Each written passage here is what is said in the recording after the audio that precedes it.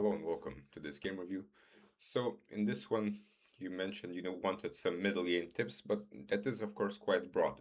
And here we did not really get much of a middle game because was losing in the opening, and later some chaos happened and you got back into the game. But generally, I would suggest trying to blunder check your moves so that you're not blundering things in one or two moves, as in this game, this is exactly what happened. So e4, b6, knight c3. But already the knight c3 doesn't really make too much sense. When the opponent is giving us the whole center, we should take it before it is too late. Okay, bishop b7, and again, we should take the whole center. Bishop b5 is very strange because it just allows a6, and now this bishop is very strangely placed. It has to go back. And why did we allow a6 for free? It's not clear. g6, d3, again, d4. And one more thing, when we play our chess games, we must understand that we're making choices, right? We don't have to always play the first move that comes to mind. And on every move, I would suggest finding at least three candidate moves and only then deciding which move you think is best. And here for example, here or here, I think you would decide that d4 ultimately makes the most sense. Okay, d3, bishop g5, and this also it's hard to understand because the bishop just gets kicked back. And why didn't we just play bishop f4? Now black got free space. The same happens on the other side. So finally you castle the king, but now with h6 and g5, black has some space around the king. Queen d8, so black is playing very strangely. Rook e1, knight e7, d4. So now you took the center. The position is great. Black is playing more or less on free ranks.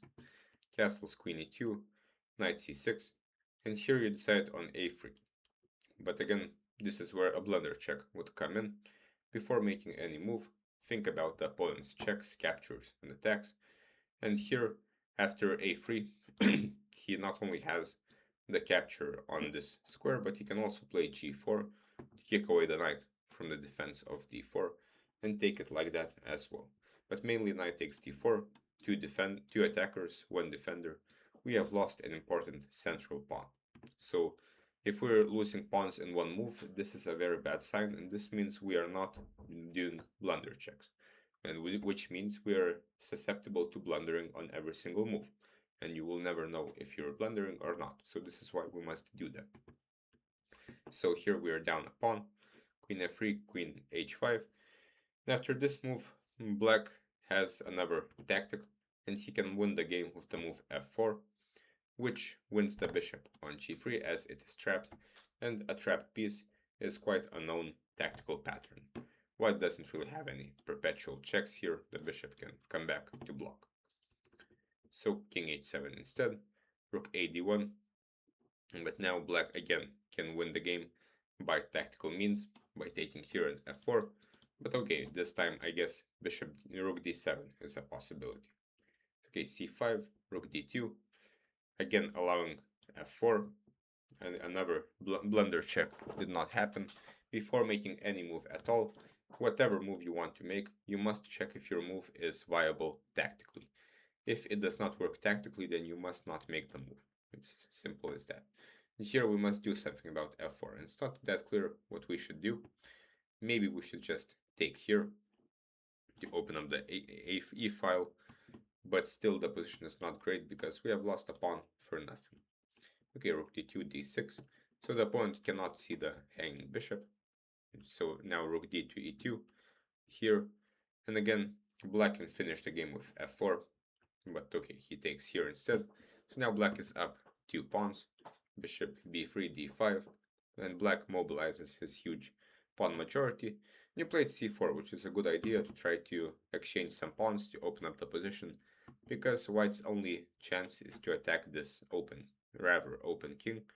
If he doesn't, then he will lose because he is down a lot of pawns. So queen e8, so we shouldn't exchange queens, and queen g6 takes, and queen d7, and now the queen is very active, and we will probably win a piece if we play the next moves correctly. c4, attacking the bishop, and white decides to take on e7 very quickly. And this is one more thing. you are not using your time at all. This is a 15 plus 10 game, and it's already moved 30 and you have only used 2 minutes. So this is very inefficient time usage, and instead we should aim to use at least half of our time by move 20, because a normal game of chess lasts about 40 moves, so we should orient ourselves around that mark.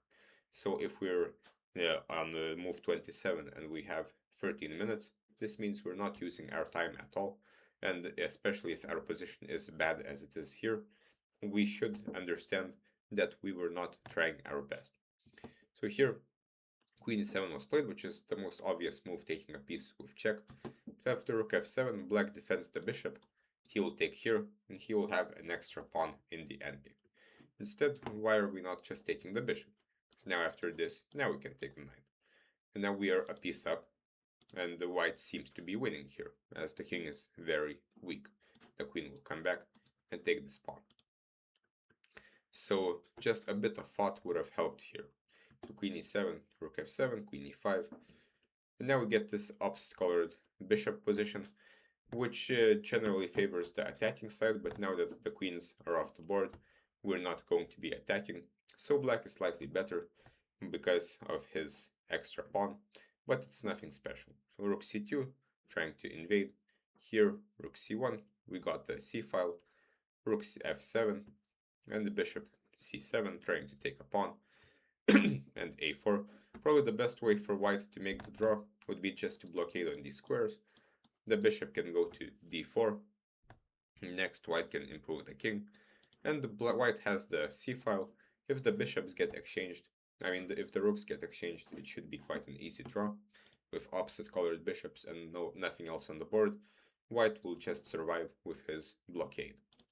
Instead, a4 takes rook d7, and here black cannot play d4 importantly because of the tactic of taking and rook c7 getting back the bishop. Still, black will be a pawn ahead in this rook endgame. Though actually there is back rank checkmate, so I guess this isn't really possible, which means d4 could have been played after all. So king g6, f4, but this is a very big mistake because it allows black not only to continue with d4, but now that there's no f pawn, black has 2 connected passed pawns. Instead, he had just 1 passed pawn, but after this one is also a passed pawn. So now he has 2 connected passed pawns, which is usually enough to win any endgame. Instead, white again should have just blockaded the pawn, not allowed it to continue, and white should be more or less fine. His rook is okay. He can bring the king to e3 or somewhere else, and white shouldn't really lose because the extra pawn is here, and it will never be able to move. Instead, f4 is very careless. After this, now black has 2 connected passed pawns, and he could just play d4, e3, d3, d2. Similar stuff happened in the game. Now rook f2, but white should try to blockade the pawns as quickly as possible. Again, here it's a bit too late as black can play d4, but at least there's hope that he will not play d4. For example, after this, we can make the blockade again, and we would be sort of fine. Rook f2, now the pawns start to go. The problem isn't this pawn, because if it was this pawn alone, we could blockade it, but there is this passed pawn as well, now that the f2 pawn is gone. So rook e5, d3, king f1, d2, but now the game is over because the opponent promotes. So quite an unfortunate ending. White should have made a draw rather easily by putting the bishop on d4, which would control both of these squares, and then just bring the king, as in the endgame we need to use the king, and white should be fine. And here, with 12 minutes on the clock, we really should have tried a bit more to make the draw. Here rook c7 would also work, because we're exchanging rooks, and without the rooks, the blockade will be easier. For example, after this, we're attacking the pawn, and now just put the bishop here, and the game is basically over. There is nothing for black to do. Even though he is a pawn ahead, it's basically impossible to win. So my tip for the middle game and chess in general would be to use your time. And on every single move, before making a move, think about 3 moves for yourself, and finally do a blunder check, which means before making the last move, Before making the move that you want to make, think about the opponent's checks, captures, and attacks, and make sure you're not missing anything. So, good luck and see you next time.